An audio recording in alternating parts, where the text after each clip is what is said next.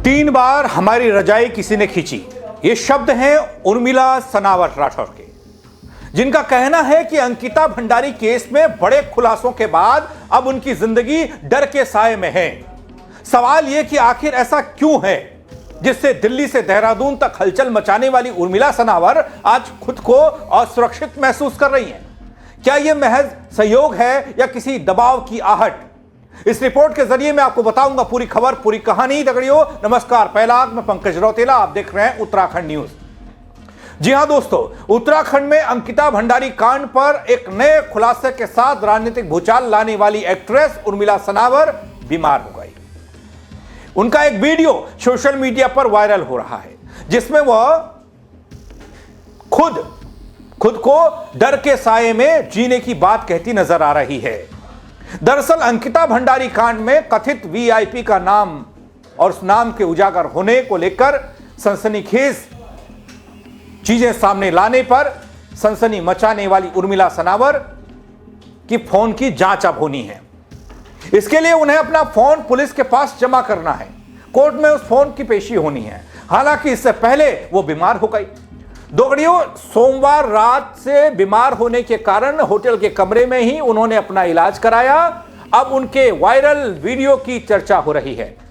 दोस्तों, अंकिता भंडारी केस का मुद्दा गरमाने के बाद प्रदेश भर में विरोध प्रदर्शन हम सब ने देखा। विपक्षी दल इस मुद्दे को लेकर सरकार पर दबाव बनाते हमने देखे। तमाम सामाजिक संगठन सड़क पर, महिलाएं सड़क पर देखी। अंकिता के माता पिता ने भी कथित वीआईपी का नाम सामने लाने और कार्रवाई के दायरे में लाए जाने की बात कही। उन तमाम साक्ष्यों को हर एंगल पर सीबीआई जांच की मांग उठी। मामले में जनभावना को आधार बनाते हुए प्रदेश के मुख्यमंत्री पुष्कर सिंह धामी ने मामले की सीबीआई जांच की संस्तुति कर दी। वहीं वायरल ऑडियो की जांच के भी निर्देश हुए, तेजी से जांच हो। मामले में सुरेश राठौर और उर्मिला से पूछताछ चल रही है। वायरल वीडियो में क्या है, वो एक कहानी बन चुकी है। वो ऐसी कहानी जिससे पर्दा न जाने कब उठेगा कि उस वायरल ऑडियो की सच्चाई क्या है। एक्ट्रेस उर्मिला सनावर का अब एक नया 12 सेकंड का वीडियो वायरल हो रहा है। इसमें वो डर के साए में जीने की बात कहती दिख रही हैं। वीडियो में वो कहती हैं कि पता नहीं भैया ये वीडियो हम क्यों बना रहे हैं, लेकिन हमें बहुत डर लग रहा है। 3 बार हमारी रजाई को कोई खींचता दिखा, 3 बार किसी ने हमारी रजाई खींची। अब हमें नींद नहीं आ रही, जबकि हमारे कमरे में कोई नहीं है, वैसे हमें नींद आती है। उनका यह वीडियो होटल के कमरे में बनाया गया है, आप भी देखिए। हमें नहीं पता भैया हम ये वीडियो क्यों बना रहे हैं, लेकिन हमें बहुत डर लग रहा है। 3 बार हमारी कोई रजाई खींच चुका और हमें नींद नहीं आ रही है, जबकि हमारे कमरे में कोई नहीं, हमें नींद आती है।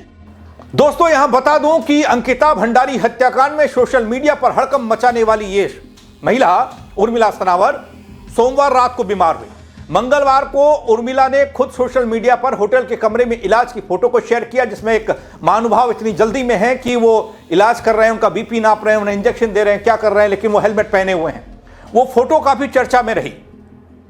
दरअसल सोशल मीडिया पर बीजेपी के पूर्व विधायक सुरेश राठौर से बातचीत के कथित ऑडियो वायरल करने के मामले में उर्मिला के खिलाफ देहरादून, हरिद्वार जिले में केस दर्ज हैं। दगड़ियों, इनमें वायरल ऑडियो की जांच भी होनी है और एसआईटी इस पूरे मामले की जांच कर रही है। अब इसमें नया ट्विस्ट क्या है वो देखिए। वायरल ऑडियो की जांच के लिए हरिद्वार में एसआईटी ने उर्मिला से उनका फोन फॉरेंसिक जांच के लिए मांगा है। अब आगे देखिए होता है क्या। दोस्तों, एसआईटी ने उर्मिला से फोन इसलिए मांगा है कि यह पता लगाया जा सके कि उसमें की गई वो रिकॉर्डिंग किसी तरह की कोई छेड़छाड़ वाली तो नहीं है, या वो सच है, झूठ है, जो भी है वो जांच होगी। उर्मिला को मंगलवार को हरिद्वार में एसआईटी को अपना फोन जमा करने के लिए जाना था। इस बीच सोमवार रात उन्हें तकलीफ हुई। उन्होंने अपने सोशल मीडिया अकाउंट पर अपने बीमार होने की जानकारी दी। उन्होंने साफ किया कि बीमारी के कारण हरिद्वार में अपना फोन जमा नहीं कराने जा पा रही हूं। फिलहाल अंकिता भंडारी केस में जुड़े इस नए एंगल ने सियासत से लेकर जांच एजेंसियों तक में हलचल मचाई है। एक तरफ वायरल ऑडियो, कथित वीआईपी का सवाल, तो दूसरी तरफ डर और बीमारी के बीच घिरी एक्ट्रेस उर्मिला सनावर, और घिरी वो ऑडियो क्लिप भी जिसकी फॉरेंसिक जांच होनी है। अब सबकी निगाहें तो एसआईटी की जांच पर टिकी हैं दगड़ी, फोन की फॉरेंसिक जांच पर टिकी है। क्या सच सामने आएगा इस फोन की रिकॉर्डिंग से, इस फोन से?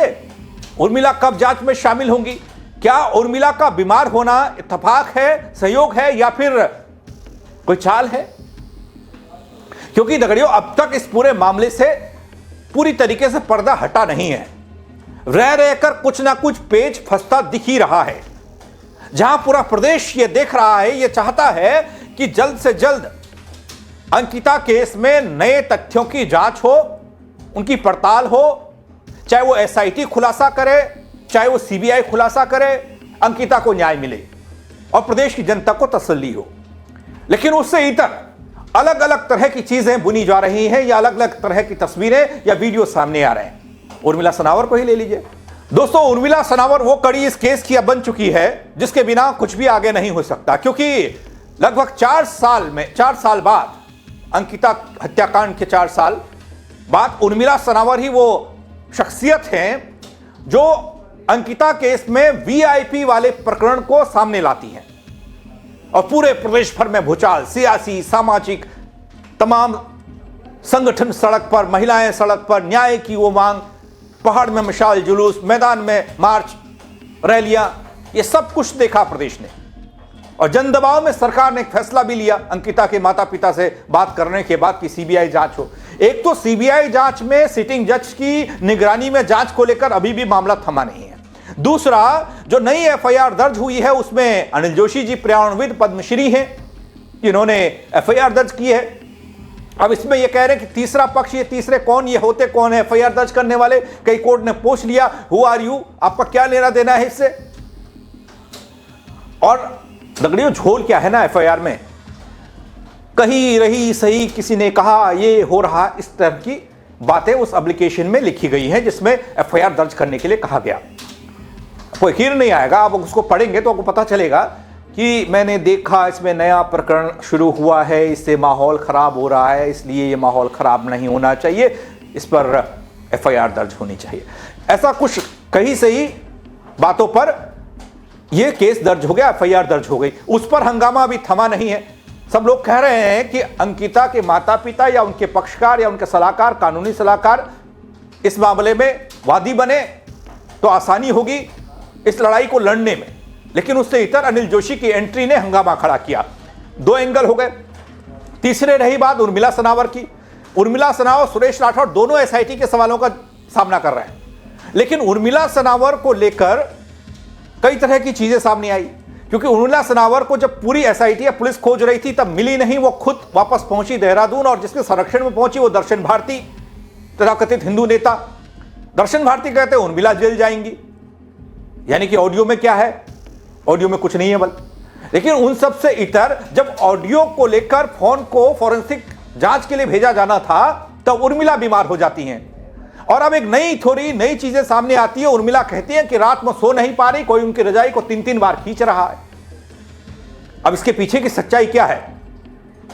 और इससे पहले आपको याद होगा जब अंकिता वाले मामले में उन्होंने कहा था कि गट्टू गट्टू गट्टू, उस समय भी उन्होंने कहा था पता नहीं मैं क्यों बोल रही हूं, मैं बोल रही हूं, अंकिता बोल रही है। क्या इसके पीछे कुछ दैवीय शक्ति या उस तरह की चीजें जो हमारे पहाड़ में चलती है उत्तराखंड में, जिसके लिए देवभूमि कहा जाता है? उन्होंने कहा कि अंकिता ही मेरे से ये करवा रही हैं। क्या इसके पीछे कुछ ऐसा एंगल भी है? आपको क्या लगता है? आप कमेंट के जरिए बताइएगा। मेरे साथ जुड़ने के लिए आप सबका बहुत शुक्रिया। जय उत्तराखंड दगड़ियों।